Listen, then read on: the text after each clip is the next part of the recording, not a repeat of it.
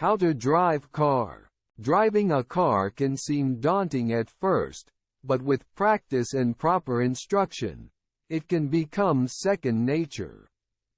Here are some basic steps to get started. Familiarize yourself with the car.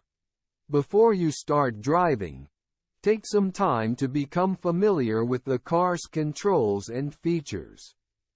Adjust the seat, steering wheel, mirrors, and make sure you know where the brake, accelerator, and clutch, if applicable, pedals are located. Adjust your mirrors. Check your mirrors to ensure you have a clear view of the road behind you. Adjust them as necessary. Fasten your seatbelt. Make sure your seatbelt is securely fastened before starting the engine. Start the car. Insert the key into the ignition and turn it to start the engine. If the car has a push-button start, press the brake pedal and push the button to start the engine.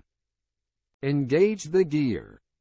If the car has an automatic transmission, move the gear shift lever to drive or reverse, depending on the direction you need to go. If the car has a manual transmission, depress the clutch pedal with your left foot and shift the gear stick into first gear. Accelerate smoothly. Press down gently on the accelerator pedal to start moving. Don't accelerate too quickly or you may lose control of the car. Steer the car.